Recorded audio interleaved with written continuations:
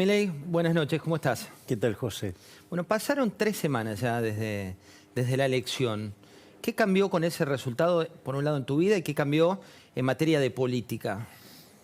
Mira, en materia de política, que yo creo que es lo más relevante, en especial para la gente, es que estamos en condiciones de derrotar el kirchnerismo, que está claro que las PASO dejaron ver con claridad que las ideas de la libertad son mucho más que una fuerza testimonial, sino que efectivamente nosotros estamos en condiciones de competir y estamos en condiciones de ganar.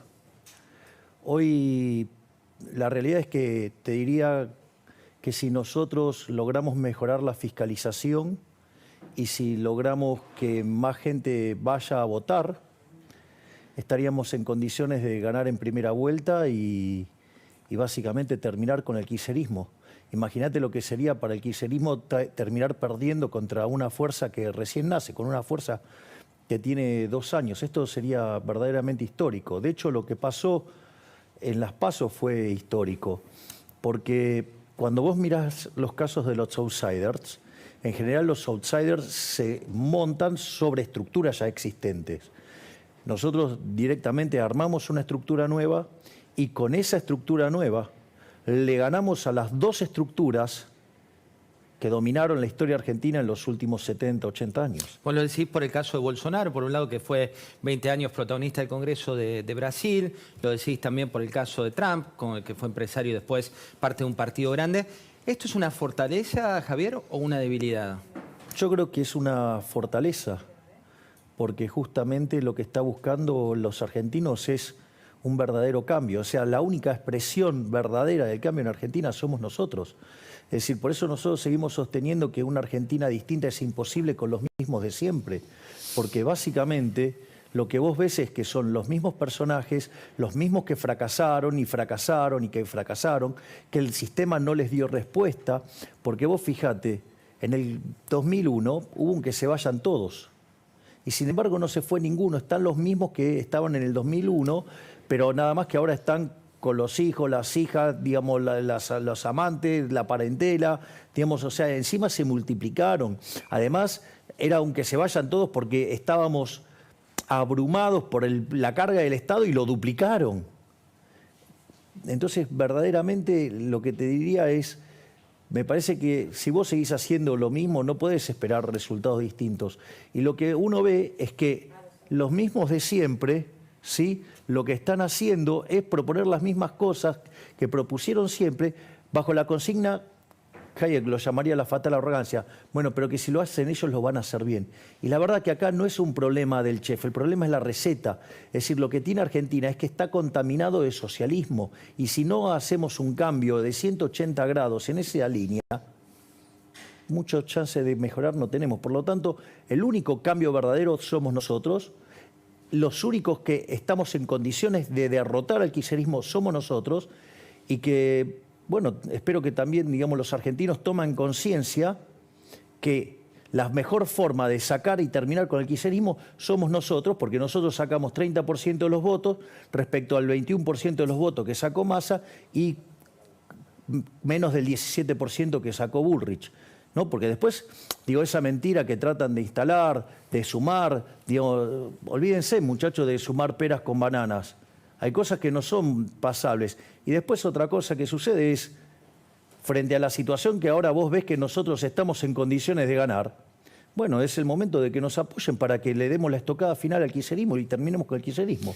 Javier, quiero mostrarte al presidente de la Nación, presidente Alberto Fernández, que volvió a hacer declaraciones esta semana. Veamos qué es lo que dijo y charlamos de lo que comentó. Mirá.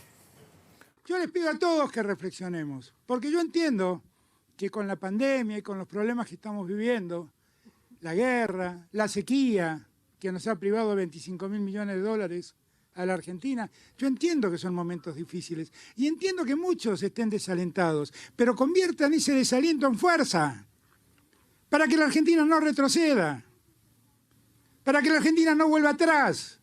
No es todo lo mismo. Yo les pido que piensen, que reflexionen, que por más que cantan rock y se tienen los pelos para adelante, detrás de toda esa fachada hay una enorme mentira que engaña a los jóvenes y que engaña a los confundidos. Bueno, Alberto Fernández. Bueno, él es parte de la decadencia argentina. Él es parte de estos 40 años de Argentina hundiéndose. Él es parte de esto de una Argentina distinta es imposible con los mismos de siempre. Él es parte de los mismos de siempre. Por lo tanto, la realidad es que si seguimos por este camino, Argentina, el único destino que le queda es ser el país más miserable del mundo. Porque Argentina entró al siglo XX siendo el número 1, hoy está 140 del tipo de cambio paralelo, y si seguimos con estas políticas, básicamente vamos a terminar hundidos en la más brutal de las miserias. ¿Qué es lo que propongo yo? Yo propongo las ideas de la libertad. Yo siempre me parece que siempre es bueno dar la definición de liberalismo que nos brindó nuestro máximo prócer de las ideas de la libertad, que es Alberto Venegas Lynch, hijo, con quien además tengo el honor de ser amigo, y tenemos el honor también de tener a uno de sus hijos, a Berti, como primer candidato a diputado nacional por la provincia de Buenos Aires. O sea, mirá el lujo que estamos llevando nosotros al Congreso. Y en ese contexto, ¿qué te dice? El liberalismo es el respeto irrestricto del proyecto de vida del prójimo, basado en el principio de no agresión y en defensa del derecho a la vida, a la libertad y a la propiedad. Es decir, es muy concreto. Y entonces, ¿quién se podría oponer a defender el derecho a la vida, a la libertad, a la propiedad? Es decir, es un programa muy concreto, digamos, que tiene un anclaje moral muy fuerte. Y la verdad es, mirá, ¿cuáles son los resultados de este modelo que nosotros proponemos? Mirá, los países que son más libres son 8 veces más ricos que los reprimidos. El decil más bajo de la distribución está 11 veces mejor que el par de su país, del país reprimido, pero además está mejor que el 90% de la población del país reprimido. Tienen 25 veces menos de pobres, 50 veces menos de pobres extremos. Además, la gente vive un 25% más. Son muy claros los resultados del modelo que yo propongo. Yo no vengo, y voy a decir algo más. Esto Argentina ya lo hizo. Cuando Argentina implementó la Constitución de Alberdi en 1860, o sea, la Constitución del 53, que cuando se anexa a Buenos Aires, digamos, se empieza a aplicar, de ser un país de bárbaro, en 35 años nos convertimos en la primera potencia mundial. Países que abren al mercado. ¿Querés una experiencia más reciente? El caso de Irlanda. Irlanda hoy tiene un PBI per cápita de $120.000 y era el país más miserable de Europa antes de empezar con las reformas pro mercado. Es decir, ni siquiera ya tiene sentido comparar Irlanda con Estados Unidos porque lo pasó, pero por arriba en términos de PBI per cápita. Entonces, lo que hay que comprender es que las ideas de la libertad traen prosperidad, reducen la pobreza, es decir, te da una esperanza de tener una vida mucho mejor. Es decir, digamos, fíjate que nosotros, la gente lo que pide es poder ahorrar, pide poder terminar con la inflación, pide poder comer. Digo, pareciera una cosa increíble, digo, que en Argentina la gente, digo, tenga que estar pidiendo poder comer, poder llegar a fin de mes. Hoy el 30% de los trabajadores formales son pobres. Es decir, esto es un descalabro económico y es un descalabro social. Y el origen es haber abrazado ideas colectivistas. Es decir, Argentina se hunde porque desde 1916 empezó a abrazar dosis crecientes de socialismo y así estamos. Javier. Ese es el cambio que nosotros proponemos, que es el cambio que nos va a sacar de esta miseria. Y somos los únicos que estamos dispuestos a hacer esto. ¿Sabes por qué?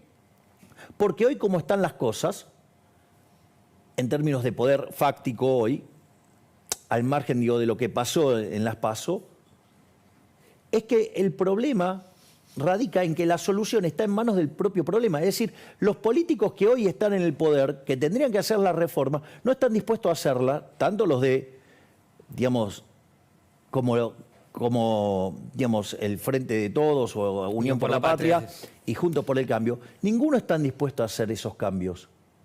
Porque esos cambios implican que tienen que ceder sus privilegios.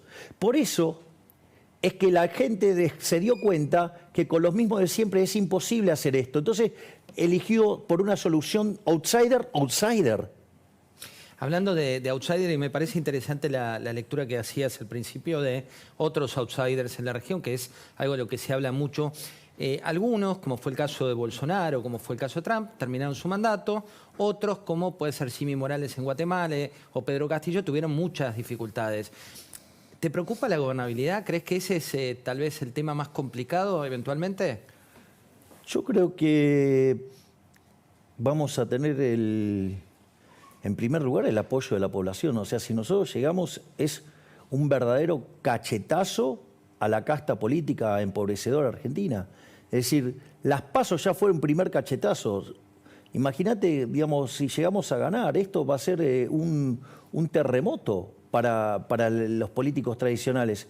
Entonces, el tema es que a veces algunas de esas comparaciones que se hacen son hechas maliciosamente y con intencionalidad política, porque verdaderamente trazar algunos comparativos es parte de lo sucio que es la política argentina y de asesores políticos bien miserables, roñosos y mentirosos que buscan hacer este tipo de comparaciones justamente para asustar a la gente. Es parte de la estrategia electoral. O sea, no lo ves como algo que sea, digo, uno ve por estos días declaraciones de Pablo Moyano, declaraciones, hablan tanto de vos como de Juntos por el Cambio. Ojo, la atacan a Patricia Bullrich. No, bueno, tío, pero sí, pero también Juntos por el Cambio mostró una vocación golpista, igual que la de Pablo Moyano, si fuera por eso. ¿Por qué? Oye, ¿acaso nos dijeron, che, no seamos boludos, digamos, o sea, no aguantas 2 meses? ¿Y eso de dónde salió? O sea, vos fijate, la hipocresía o sea, si lo dicen, o sea, ¿cómo? Entonces, si los dicen los kirchneristas o los peronistas está mal, ahora si lo dice Juntos por el Cambio, la misma aberración está bien. Digo, por favor, digamos, empiecen a acomodar la doble vara, en especial en este canal, ¿no? Porque en este canal, cuando algunas aberraciones la dice Juntos por el Cambio, está bien, y si la dice el kirchnerismo, está mal. No, las cosas que están mal, están mal. Están mal. Digo, entonces aflojen con la doble vara. Digo. Dolarización. Carlos Melconian habló del tema, habló de bimonetariedad y habló también de dolarización. Esto decía. Yo creo que no la entiende, porque si la entendiese tendría que haber una manifestación a Plaza de Mayo a decir esta fantasía no la quiero. Entonces no la entiende, exagero con una manifestación a Plaza de Mayo, quiero decir, es una forma de decir. Pero acá el formato es otra cosa, es parte del mismo exorcismo en el cual estamos. Entonces uno tiene que trabajar todo lo que pueda en términos de poner arriba de la mesa soluciones asibles, factibles, empíricas, que mejoren la calidad de vida de la gente, que muestren que hay un horizonte. Si se entendiera cómo vas a dolarizar, si no por empezar, número uno, ¿cómo me vas a invitar a comer fideo con tuco si llego a tu casa y no tenés fideo, no tenés tuco? Me mentiste al final. No, yo en 20 meses te prometo que consigo fideo. No, vos me venís diciendo, venía a comer fideo con tuco. Y se terminó. Hoy estuvo en la cornisa, también muy respetuoso con vos, hay que decirlo, cuando se le preguntó concretamente respecto del debate con Milei, de las cuestiones de Milei, dijo, mirá, yo a Javier lo conozco hace mucho tiempo, no quiero personalizar, pero sí tiene su concepto respecto de los fideos con tuco, la dolarización. ¿Cuál es tu opinión? Vamos por partes. Nosotros lo que hablamos siempre es de eliminar del Banco Central, hablamos de competencia de monedas, y eso vos me conocés hace años, y hay referencias de artículos míos desde el 2016 hablando de esto. O sea que... Sí, hace 9 años hablabas de demoler keynesianos. De bueno, hecho, exacto. Tenemos una entrevista hecha hace mucho. Entonces, dicho esto, digo, tratando de eliminar el problema de la falacia del hombre de paja, que dicen que yo dije, y entonces a partir de esas mentiras me acusan de cosas, o digamos lo que tiene que ver con desconocer o no entender o mala intención, digamos, editando videos y ese tipo de cosas. Al margen de eso, primero, o sea, en nuestro caso, digamos, es un caso más general porque es competencia de todas las monedas. Y por otra parte, lo que nosotros sí queremos hacer es eliminar el Banco Central, porque básicamente esa solución solamente existe porque existe el curso forzoso, porque existe una restricción a la libertad. Entonces, nosotros, esa solución bimonetaria, a nosotros, yo estos días estuve debatiendo públicamente con Massa, porque llamó a esto dolarización cobarde. Digo, entendible, ¿no? El argumento que usa, porque, digamos, o sea, es así, Juntos por el Cambio es todo tibio, todo en el medio, todo con miedo, todo, digamos, todo así, sin sustancia, todo a mitad de camino. Entonces, ¿qué es lo interesante? Pero yo la llamé dolarización sangrienta. Porque si verdaderamente va a ser un esquema monetario, digo, sacar curso forzoso. O sea, digo, sé libre de verdad. Entonces, si vos sacás el curso forzoso, lo que vos vas a tener es un cambio de portafolio violento que te va a generar una hiper en pesos. Entonces, ¿por qué es dolarización sangrienta? Porque a la postre vos vas a estar terminando en un proceso de dolarización, pero no solo que dolarizás, sino que lo haces mandando el 80% o 90% de la población debajo de la línea de la pobreza. Es decir, generás una calamidad, generás una catástrofe económica. La realidad es que los ideólogos de esto, puertas adentro, te lo reconocen, pero no lo quieren hacer público, porque además son cobardes. Entonces hay que explicarle a la sociedad que si se hace eso en libertad, es decir, levantás el curso forzoso, el cambio de portafolio va a dejar al 80% de los argentinos, por lo menos, colgado del pincel. Lo que nosotros decimos es, en cuanto a lo que tiene que ver a nuestra propuesta, que es eliminar el Banco Central, la dolarización es más que nada, digamos, una cuestión cosmética de cómo se hace el cierre del Banco Central. Nosotros tenemos varios argumentos. El primer argumento es de índole moral. La pregunta es, ¿para vos robar está bien? No. Bueno, para mí robar está mal, como la mayor cantidad de personas. Entonces yo quiero que me expliquen, aquellos que defienden el Banco Central, por qué defienden que los políticos nos roben a los argentinos de bien. De hecho, durante los últimos 20 años los políticos nos robaron 280.000 millones de dólares con el señoriaje, es decir, con la emisión de dinero para financiar el fisco. Entonces, que me expliquen por qué consideran que está bien que los políticos nos roben a los argentinos de bien, el fruto de nuestro trabajo. Es más, este gobierno se encamina a robarnos cerca de 90.000 o poco más millones de dólares. Esto significa que cuando vos tomás los últimos datos, nos están robando 25.000 millones de dólares por año. Es decir, el día que vos cerrás el Banco Central y se cortó el señoriaje, le sacaste a los políticos 25.000 millones de dólares y se lo diste a las personas de bien. Mirá si no será interesante como programa social, por decirlo de alguna manera, para todos los argentinos. Es decir, les quitás 25.000 millones de dólares a los políticos ladrones para dárselo a los argentinos de bien. Es un gol. Pero al margen de eso, entonces, robar está mal. Entonces, que me vengan y me justifiquen por qué defienden el robo de los políticos. Primer punto. Segundo punto es, hay cuestiones de índole técnica.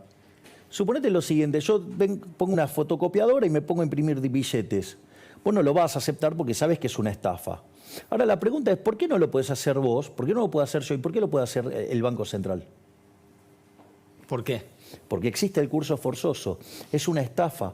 Pero, ¿me comprendés? Es decir, no hay igualdad ante la ley. Vos no lo podés hacer, pero sí lo puede hacer un político. Y con eso puede robarte, con lo cual es complicado. Es más, si, por ejemplo, no sé, yo te hago una pregunta. Suponete que armás el mejor vino del mundo. Sí, con la botella y todo espectacular. Y lo llevas a una sociedad de abstemios. ¿Cuánto vale? No sé, nada. 0. Bueno, digo, los argentinos no quieren los pesos. ¿Sabes qué significa? Que los saldos reales, ¿sabes qué?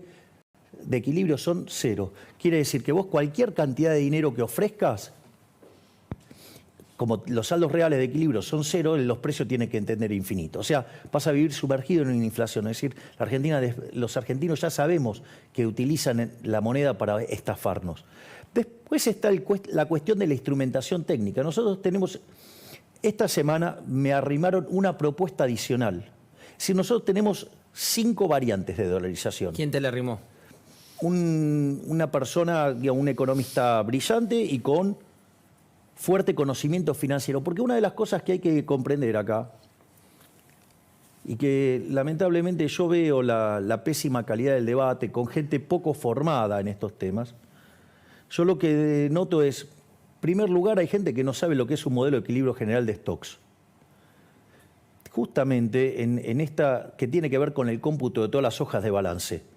ninguno de los que critican la dolarización o que hablan peste de la dolarización y todo, jamás vieron en su vida un modelo de equilibrio general de stocks. Ojo, el ciudadano de pie que te está mirando también. Bueno, está bien. No estudió economía. No, yo lo entiendo, pero yo lo que tengo que hacer es contarle a los ciudadanos que estos que están haciendo las críticas son personas que tienen falencias técnicas graves. Entonces, no saben lo que es un modelo de equilibrio general de stocks, por lo tanto son gente muy floja en aspectos de teoría monetaria, por decirlo de alguna Javier, manera. No, estos son temas muy delicados. Además, muchos de ellos, por una cuestión de formación, carecen de conocimiento básico de microfundamentos adentro de un modelo de equilibrio general, con lo cual eso también hace que tengan calidad de análisis muy malo.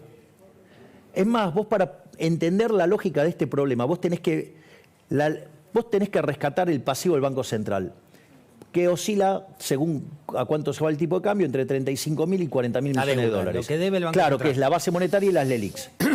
En ese contexto donde vos tenés que rescatar entre 35.000 y 40.000 millones de dólares, vos tenés las reservas que sí existen y cómo vas a evaluar los activos del Banco Central. Ahora, ¿qué es lo que pasa? Vos para hacer esta ingeniería financiera tenés que poner gente que entienda de finanzas.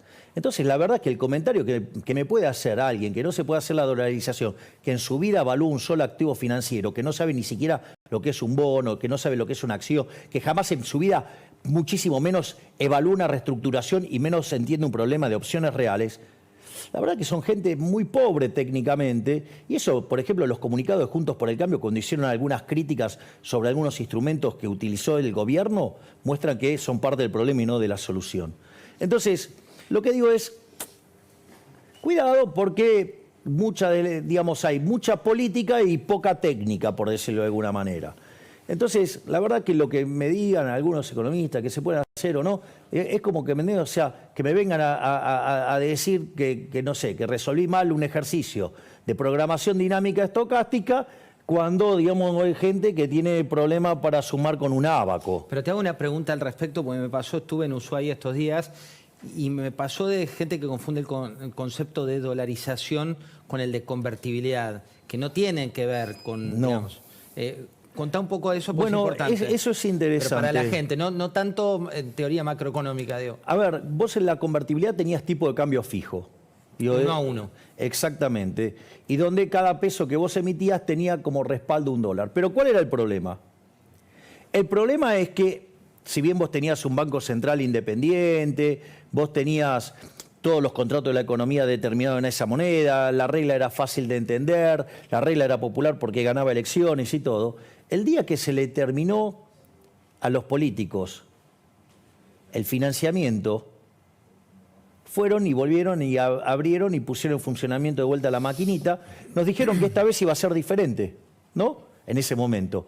¿Y qué pasó? Mirá, durante los primeros 4 años del kirchnerismo la inflación casi fue del 10% promedio, en los segundos fue 20%, después 30%, en el segundo gobierno de Cristina, con Macri 40%, y hoy la inflación viene viajando al 150%. Es decir, hoy tenés niveles de inflación, digamos, similares a los que tenías en el 1991. Hoy tenés un desequilibrio monetario como el que tenías en la previa del Rodrigazo. Hoy tenés además un desequilibrio en el balance del Banco Central entre pasivos remunerados y base monetaria, que es equivalente al que vos tenías en el primer trimestre del 89. Encima con el agravante de que tenemos peores indicadores sociales que en el año 2001. El día que nos peguemos la piña va a ser monumental.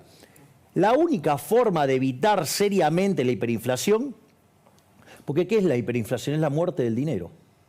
La única forma de evitar seriamente la hiperinflación es rescatando los pasivos del Banco Central, ya sea las LELIQs y la... Entonces vos fíjate que nadie habla de qué van a hacer con las LELIQs. Nosotros sí hablamos qué vamos a hacer con las LELIQ en cada una de las distintas alternativas de dolarización.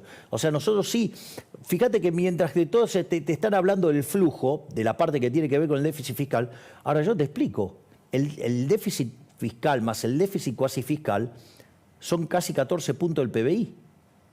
Y 2/3 de eso lo genera el Banco Central. O sea, el problema adentro del Banco Central es mucho más grande que el que vos tenés en el fisco, para que te des una idea de orden de magnitudes. Entonces, si no te dicen cómo arreglan eso, te están mintiendo. Te están mintiendo y nosotros lo hacemos de manera explícita en cada una de las alternativas de dolarización. Entonces, ¿cuál es el punto? El punto acá es el siguiente. Lo que hace esto es eliminar el riesgo de hiperinflación. Porque yo tengo una pregunta. Porque acá también dijo, no, bueno, no, una dolarización lleva a la hiper. Eso es una mentira estúpida. Porque, a ver, si acabamos de reconocer que las LELIQs y la base monetaria son pasivos.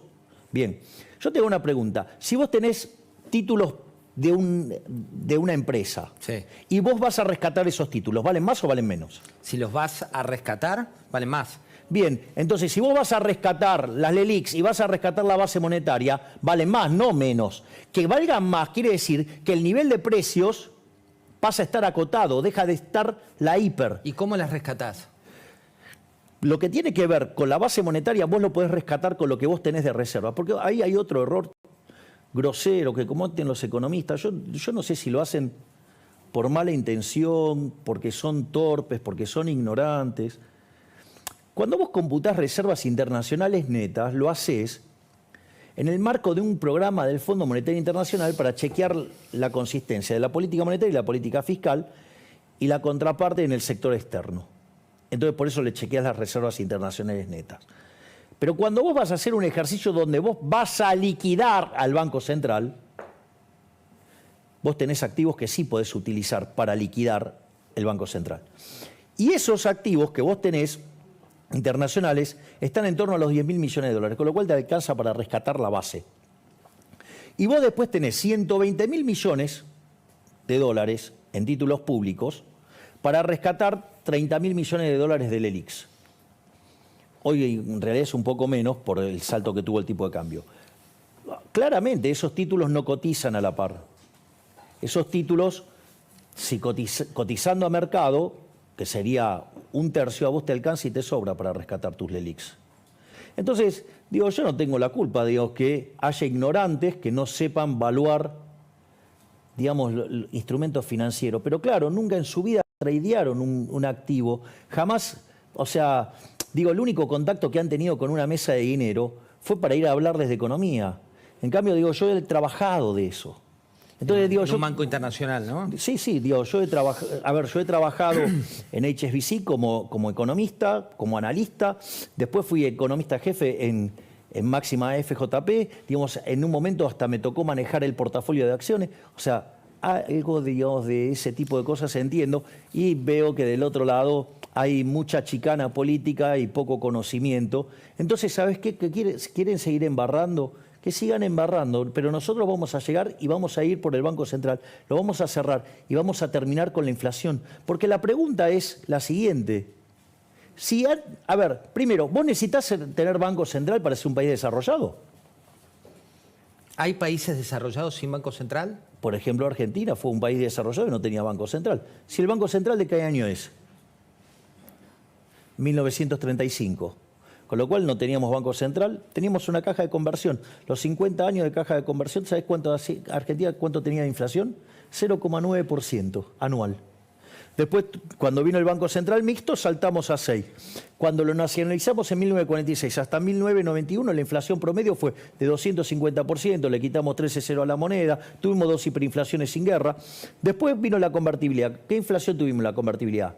9% en promedio, pero se concentró en realidad en los primeros 20 meses, desde abril del 91 hasta enero del 93. A partir de ahí, Argentina pasa a ser el país con menos inflación del mundo. Javier, tengo muchas preguntas. ¿Me entendés lo que te digo? Que Sí. Después ya contamos lo que pasamos después de la convertibilidad. Lo que digo es, la pregunta es al revés. ¿Yo tengo que tener Banco Central? Si es un mecanismo de estafa, porque eso es el cuarto punto en favor de terminar con el Banco Central. ¿Por qué? Porque es un mecanismo por el cual los políticos nos roban 25.000 millones de dólares. Por eso, digamos, toda la casta política, de un lado y del otro, están en contra de la dolarización. Porque les está sacando 25.000 millones de dólares a los ladrones de los políticos para dárselo a la gente. Tengo que mostrarte, porque pasó hace minutos, lo que dijo Melconian, en este caso como referente económico del Banco Central. Me parece interesante para seguir profundizando en tu punto de vista. Mira.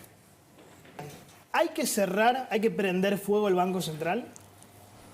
No, he hecho un ejemplo muy simple, de nuevo, yendo a cuestiones prácticas. Si yo tomara 180 países en el mundo y vos me decís, mira, 90 tienen y 90 no, para no exagerar, si me dijeses 150 no tienen y 30 sí, si me decís 90 y 90, ahora si me decís de 180, 180 tienen. Entonces, lo primero que digo, sin cerrarme, Okay. lo peor que uno puede en la vida es cerrarse, sin cerrarme. Si vení, si 180 gana 180 a 0, estoy abierto, ¿me podés explicar por qué vos lo querés cerrar? Cuidado con todas esas fantasías, porque primero hay que escucharlas, hay que traducirlas, hay que decir por qué. A ver, se llama falacia ad populum. Que todos lo hagan no quiere decir que esté bien. Vamos a ponerlo en estos términos. En Sodoma estaba permitido robar, todos robaban. Así terminó, destruida la ciudad. Lo voy a poner en términos más fácil. ¿Sabes qué? Si la asamblea del año 13 pensara en esos términos, seguiríamos teniendo esclavitud, porque había esclavitud en todos lados. Salvo que esté a favor de la esclavitud. O sea, lo que te está diciendo acá es que él en el año 1813 hubiera reclamado por seguir sosteniendo la esclavitud. De hecho, es una forma de socialismo el Banco Central, es socialismo monetario. Entonces, primer punto es, a mí no me corran con falacias, porque la verdad es que, entonces digo, es alguien que está a favor de la esclavitud. En el fondo, digamos, o sea, es una forma de dominación de los políticos hacia los individuos, es una forma bajo la cual los políticos le roban a las personas. Entonces, digo, quiere decir que está a favor de robarle a las personas. Primer punto. Segundo punto, que no es un tema menor, es ¿para qué quiero el Banco Central? Vos sabés que, porque si fuera así, entonces que el dinero es un origen que lo inventó algún burócrata. Y ese es un error. Pero viste que el presidente de Ecuador dijo que el Banco Central te sirve para ver el nivel de reserva. No. En una fase inicial, por ejemplo. No, pero vamos a la discusión de fondo. Después, si querés, discutimos las cuestiones operativas que son de 25º orden. Pero veamos lo esencial. El dinero, quizás, no sé, Melconian no lo sabe, pero el origen del dinero es privado. Yo no tengo la culpa que no sepa cuál es el origen del dinero. El dinero es un origen, está ahí, el que inventó originalmente fue el privado. Como los hombres eran nómades, ¿sabes qué fue lo primero que usó Vos en el trueque tenés dos problemas. Uno que se llama la doble coincidencia, que vos tenés que encontrar el que quiere comprar tu bien y viceversa. Eso, si no lo encontrás, se te pierden transacciones. Y lo otro que a vos te pasa es el problema de indivisibilidad. Digo, puede ser que yo quiera comprar pan, puede que el panadero quiera comprar una conferencia mía, pero digo, no estoy dispuesto a que me paguen lo que yo cobro en una conferencia el kilo de pan. Digo, pues no tengo de dónde metérmelo, por decirlo de alguna manera elegante. Dicho esto, el primer dinero, ¿sabes cuál fue? Fue el ganado. Porque como el hombre era nómade, entonces el dinero iba con ellos, que era el ganado. Una vez que el hombre se hizo sedentario, una de las primeras monedas que usó, ¿cuál fue? El trigo. ¿Por qué? Porque comía pan. Entonces no compraba y vendía trigo porque quería trigo, sino que lo usaba de bien de intercambio indirecto. Lo primero que hay que entender es que el dinero es un bien de intercambio indirecto, que te sirve para hacer las transacciones que vos querés. Entonces, por ejemplo, vos ahí tenés el caso del trigo, tenés el caso del lino, tenés el caso de la sal, tenés el caso del tabaco, ¿sí? Que son elementos que se utilizaron como moneda para conseguir estos intercambios. Eran bienes de intercambio indirecto. Eso es el dinero. El dinero es un bien de intercambio indirecto. Es más, pero como... Fíjate, los cigarrillos en las cárceles, las viejas películas, cuando yo era chico, vos sos más chico que yo, pero no sé si llegaste a ver películas de cárceles donde, digamos, las transacciones las hacían en cigarrillos. Pero vos fíjate, ¿cuál era el problema? El problema es que no servían de almacén de valor, porque con el paso del tiempo eso se te deterioraba. Y eso hizo que los humanos evolucionaran hacia el uso de los metales. Y ahí te apareció la plata para las transacciones chicas y el oro para las transacciones grandes. Es más, fíjate esto. Cuando vos querías comercializar con otra región, ¿cuál era el problema? Y que vos llevabas un cartel que decía, acá llevo metálico. Vos fíjate, la lógica, hay una serie hermosa, que seguro esa sí la viste, El Zorro. Sí, cómo no. Bueno, El Zorro era un anarcocapitalista. ¿Por qué? Porque ¿qué era lo que pasaba? Era un defensor del libre comercio, porque cada vez que venía alguien en el puerto y que quería hacer comercio con la gente del pueblo, ¿qué era lo que pasaba? Iban los delincuentes y lo atacaban. ¿Por qué? Y porque casi como que llevaban un cartel que llevaban oro. Entonces, el Zorro que hacía, digamos, interceptaba a esos delincuentes. Y también peleaba con los delincuentes de la ciudad, que eran ¿quiénes? Los soldados, los que venían a representar al rey, o sea, el Estado. O sea, un personaje maravilloso el Zorro. Ya veo que ahora cuando digamos, los chicos de izquierda se enteren de esto, seguro que van a pedir que lo censuren. Pero entonces, ¿qué es lo que quiero decir? Vos ahí tenés el origen del dinero. El origen es privado. Pero en 1445, en el primer Congreso de Génova, ¿qué es lo que pasó? Se apropiaron del dinero. ¿Por qué? Porque frente a esta situación de que vos no podías andar con el metálico, ¿qué hiciste? Lo depositabas en un lugar, te daban unos certificados y vos pagabas con esos certificados y se hacía el clearing. ¿Y qué descubrieron los políticos? Que podían hacer eso para robarle a la gente. Y entonces en el primer Congreso de Génova de 1445 se apropian de esa función y se quedan con el curso forzoso. Y a partir de ahí se produce la estafa de los estados hacia el sector privado. Entonces, la pregunta es, ¿por qué defienden la estafa del sector público al sector privado? ¿Por qué defienden que los políticos le roben a los argentinos 25.000 millones de dólares? Claro que, digamos, en todo el mundo quiere tener, todos los políticos quieren tener Banco Central, porque es un mecanismo por el cual te estafan. Mira, te lo voy a hacer así. Un Banco Central que desde el inicio del siglo XX hasta hoy, del siglo XXI hasta hoy, ¿no?, generó 100% de inflación, ¿sería un Banco Central bueno o malo? Malo. Bueno, ese es el caso de la Reserva Federal. Entonces, eso es la Reserva Federal. Con lo cual tenés bancos centrales que son malos, obviamente tenés bancos centrales que son muy malos, tenés otros que son espantosos y después tenés el Banco Central de la República Argentina. Entonces que vengan y me expliquen por qué están a favor de robarle a la gente. Javier, tengo muchas preguntas, te voy a pedir definiciones. No, quiero otra más. Sí. No, porque dicen, no les vamos a permitir que emita. Y si le vas a romper la maquinita de imprimir billetes, ¿para qué lo querés tener? ¿Para sostener a los ñoqui? ¡Ey! ¿Por qué no son un poquito más coherentes? ¿Por qué no hacen bien las cuentas? ¿Por qué no estudian un poco? ¿Por qué no se tratan de salir de esa chatura? O sea, yo entiendo, digamos, que es más fácil tomar videos míos, o sea, porque en la tele, digamos, hoy estamos explicando, pero digo, eso, digo, yo lo hago, digamos, hay otros formatos que lo hago y que lo podrían hacer ahí. Pero no, toman en la tele, cortan pedazos, Hablando de la editan. tele y de los cortes, quiero compartir con vos Luis Barrio Nuevo, que dio declaraciones, quiero que lo veas y me des tu opinión de esto que dijo, pero también de otra placa que quiero compartir. Mirá. Que la gente fue a votar y votó con un cambio y votó con la bronca. Yo creo que esto fue lo que sucedió y ahora, te digo, hoy veo de que no tengo duda y por lo que estoy viendo, porque los veo en mis nietos, ya no en mis hijos, en mis nietos que ya votan, ya lo estoy viendo, todos con mi ley. Entonces yo creo, como decimos los catamarqueños, yo creo que gana en primera vuelta sin chicote. Bueno, por un lado, esto es una definición de Barrio Nuevo. ¿Qué opinión te merece Barrio Nuevo? A ver, los sindicalistas tienen un rol representando a los trabajadores. Y si yo vi el video es bastante más largo. Sí, sí. Y es interesante lo que dice, porque todo eso que alientan de la no gobernabilidad y todo, muestra una posición absolutamente componedora y conciliadora y que muy lejos de lo que propone el gobierno y Juntos por el Cambio en términos de ser bastante golpistas, ¿no? O sea, los dos. ¿Tuviste reuniones ya con tus referentes? No, con Barrio Nuevo no tenemos. Cuando mostramos la placa de lo que es el sindicalismo más tradicional, no, esto es la frase, tenemos otra con los años, ¿no?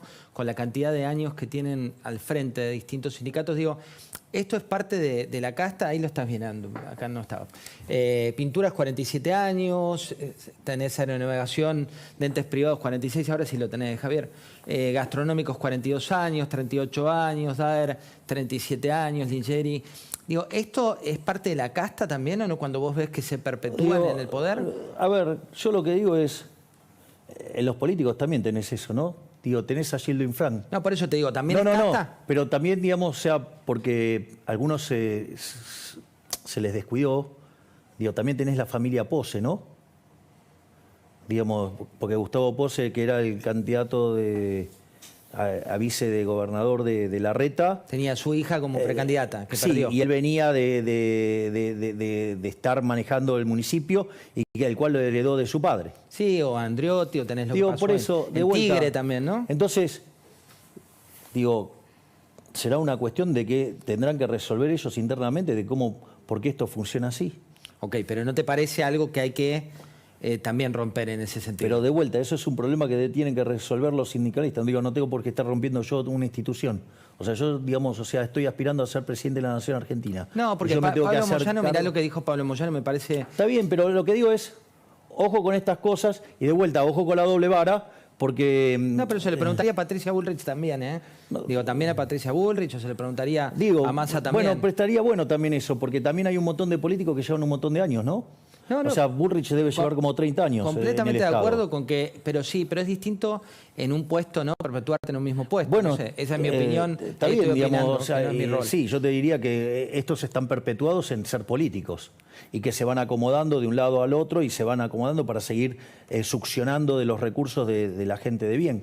Es decir, de vuelta, lo que digo es, todo el sistema está podrido.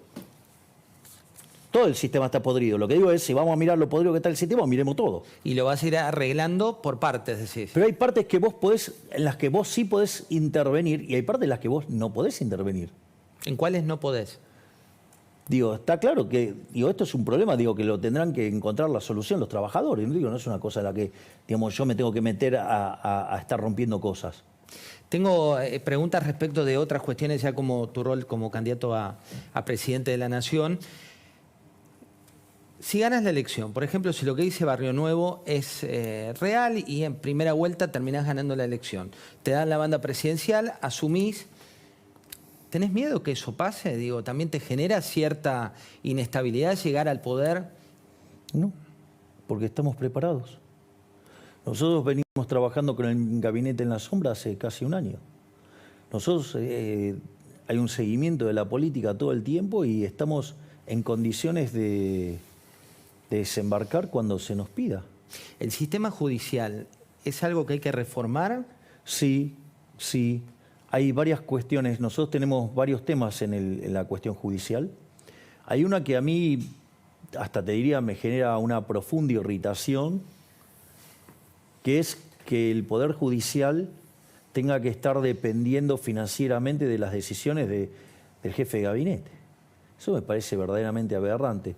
Hay un proyecto Por de las partidas, decís. Claro, hay un proyecto de Lorenzetti que es una mejora respecto a eso, que tiene que ver con el hecho de que lo determine el Congreso.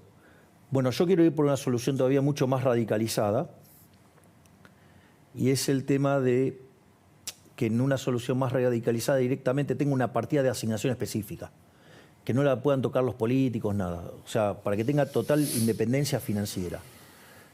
Por otra parte, tenés otros problemas con el tema de la Corte, que es con la justicia, que tiene que ver con el hecho de que está contaminada en términos políticos.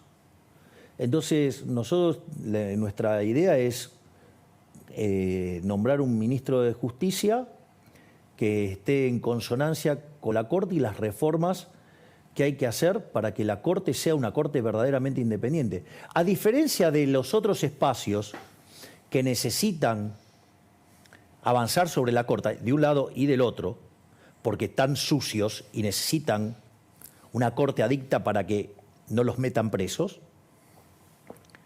a diferencia de esos lugares, nosotros estamos limpios y queremos que la Corte sea absolutamente independiente, porque creemos que son los garantes de la República. Javier, entonces nosotros tenemos un compromiso en serio de avanzar en una reforma del sistema judicial para que la Corte pueda ser verdaderamente independiente, para que justamente, ¿sí?, digamos, sean libres en términos de funcionamiento, en términos financieros, y que puedan hacer su trabajo como corresponde. Se habló de Mariano Cunio Libarona como tu hombre en justicia. ¿Eso es real? Nosotros, digamos, todavía no está definido la persona que va a estar en el Ministerio de Justicia. Nosotros, digamos, yo lo conozco a Mariano, o sea, pero también conozco a otras personas, y nosotros estamos explorando una solución que esté consensuada con los miembros de la Corte. Porque acá hay que hacer una reforma, pero la reforma la tienen que hacer los que saben. ¿Y quiénes son los que saben? Bueno, digo, de los este que más tema? entienden y dónde están los problemas es la propia Corte. Nicolás Pose, que suena como tu jefe de gabinete, ¿eso está ratificado? Nicolás es el que está coordinando todos los equipos técnicos, o sea, una tarea verdaderamente titánica. Guillermo Francos va como canciller. Va como ministro del Interior. Ministro del Interior, cierto, perdón. Carlos Rodríguez es quien está estudiando la bola del ELIX. Carlos Rodríguez, en rigor, es mi jefe de asesores económicos. Yo tengo un consejo económico, que es Carlos Rodríguez, Roque Fernández y Darío Epstein. Y con ellos discutimos temas de economía. O sea, donde ellos me dan sus opiniones y discutimos temas. O sea, obviamente que todos estamos estudiando todos estos temas, porque nosotros creemos que son fundamentales a los efectos de lograr estabilizar, digamos, a ver, si hay algo que tengo claro, es que tengo un mandato. El mandato de la población está cansada de la inflación. O sea, yo vengo a terminar con la inflación, la vengo a pulverizar. Vengo a pulverizar la inflación. Se habló mucho... O sea, venimos a terminar con la inflación y con la inseguridad, ¿sí? Por eso es el rol tan importante que tiene Victoria. Porque Victoria es quien coordina lo que son los ministerios que tienen que ver con seguridad interior y defensa nacional. Victoria Villarruel. Hablando de algunas cuestiones, tu relación con Estados Unidos, más precisamente con la presidencia de Biden, ¿cómo es? A ver, esto es muy importante tenerlo en cuenta. A ver, yo respeto la institucionalidad y respeto, digamos, la figura del presidente, porque es quien ha sido elegido por los ciudadanos norteamericanos. Además, más allá, digo, de lo que uno después pueda manifestar en términos de preferencias, yo considero a Estados Unidos un socio estratégico. Digo, mi alineación internacional es Estados Unidos e Israel. Por lo tanto, más allá, digo, de alguna apreciación personal sobre determinado espacio político, digamos, se respeta a rajatabla la institucionalidad, el valor de la figura presidencial, porque yo considero a Estados Unidos, del mismo modo que Israel, como aliados estratégicos. En minutos voy a estar con Andrés Malamud, que ya está conectado en la trasnoche allí de Portugal. Ya tengo la mesa de las 23 esperando para charlar. Tengo 3 últimas preguntas para vos. Hay debates, y mucho, y lo habrás leído, de el tema de la personalidad de Javier Milei. Si es inestable emocionalmente, si no lo es. ¿Cuál es tu punto de vista al respecto? No es ni más ni menos que la berretada y de las operaciones de espacios políticos en las cuales periodistas mediocres se involucran, donde llevan la discusión al plano personal. Si es una suerte de falacia ad hominem, o sea, ¿por qué no es una falacia, esa es una falacia ad hominem. La respuesta, digamos. Claro, o sea, yo te diría, ¿por qué no discutimos mis propuestas? Pero no, tienen que recurrir digamos, a cuestiones de mi vida personal. O sea, la verdad, digamos... Contexto, o sea, para que tengas referencia, cuando vino, por ejemplo, Patricia Bullrich, hablamos de sus nietos y de cuando ella, en su cual, porque a la gente también le gusta el costado humano de las personas. Bueno, pero una cosa es el costado humano y otra cosa es, como se ha hecho en este canal, traer personas a mentir, calumniar, difamar, injuriar sobre mi persona y decir cualquier tipo de barbaridad, cosa que en este canal se hizo de manera muy acentuada y que tienen periodistas que se dedican a hacer eso de modo permanente. Javier, no quiero entrar en esa, pero también sabes no, que bueno, Diana Mondino está invitada siempre, Ramiro Marra está invitado siempre. Yo lo que estoy diciendo, digamos, es... Darío Epstein está invitado yo siempre. Yo también lo que digo es, o sea, cómo los medios también son funcionales para ensuciar a personas. Es una pregunta. Está bien, digamos, o sea, yo de vuelta, digamos, o sea, vos sos un señor y por eso, digamos, o sea... Gracias por venir. Y por eso también vengo. tengo que decir a la gente, la agenda de hoy fue completamente abierta. Digo, no hubo acá ningún condicionamiento. Eso también hay que decirlo porque es importante y también quiero destacarlo. Claro, que Eso claro, es así. digo, que se sepa. Eso es así. Digamos, o sea, yo no Eso traigo es así. preguntas Eso es así. armadas. La última. Ahora te iba a preguntar por la gran actriz y tu novia Fátima Flores, pero no voy por ahí. Voy a salir de ahí. No tengo problemas de contestar Está bien sobre ahí. ella. Estamos muy felices. Verdaderamente es una mujer estupenda, es una mujer formidable. A ver, lo voy a hacer. A ver, están las cuestiones evidentes y las cuestiones también muy profundas, ¿no? Las cuestiones evidentes es innegable que estamos hablando de una mujer superlativamente hermosa. Eso, digo, te rompe los ojos. Digamos, estamos hablando de una persona muy talentosa, porque hace un trabajo verdaderamente fenomenal. Estamos hablando de una mujer con una capacidad de trabajo y una garra verdaderamente impresionante. Y además estamos hablando de una mujer sumamente inteligente, rápida, veloz y con un sentido del humor fabuloso. Es decir, cuando haces el checklist está todo. Así es que es imposible no ser feliz estando al lado de una mujer tan espectacular. La última y muy cortita. La libertad de prensa. ¿Qué supone en el marco de la libertad de avanza? Mira, la libertad de prensa es fundamental para poner en caja, digamos, al poder. Ahora, la libertad, ojo, porque si vos tenés pauta, eso no es ser libre.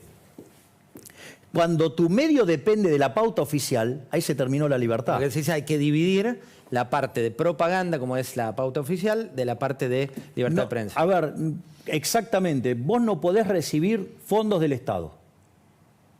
Porque esos fondos del Estado, es decir, vamos a ponerlo en estos términos. Yo soy liberal, yo respeto tu propiedad. Tu opinión, ¿qué es? Tu propiedad. Por lo tanto, yo no me podría meter con tu opinión. O sea, vos tenés que decir de mí lo que se te dé la gana. Lo que vos no podés hacer es decir de mí lo que se te dé la gana si está financiado por el Estado. Porque entonces vos estás cargándole las balas al tipo que te va a asesinar. Está claro. Bueno, igual Es da decir, para... Nos veremos, si Dios quiere, pronto, porque... Lo que digo es, a full con la libertad de prensa, pero prensa libre, no financiada con los impuestos que se cobran a punta de pistola. Porque los impuestos no se pagan de manera voluntaria, se pagan a punta de pistola. Entonces, ¿queremos ser libres? Seamos libres en serio. Pauta cero. Entonces, que cada periodista se haga cargo de lo que dice contra su patrimonio. Y vamos a ver entonces si mentirían tanto. Da para repreguntarle, viste que después nos convierten en memes. Me encantaría. Los leones nos convierten en memes y demás. Ahora tengo a Andrés Malamud y tengo la mesa, no es que ni que arrugué para repreguntarle ni nada, sino que te digo porque viste que cuando te caen las mesas, vamos a volver a vernos pronto. Pero y obvio. seguiremos charlando. Un placer haberte tenido. Gracias, José. Muchas gracias. Gracias. Este es el disparador de la semana y voy con...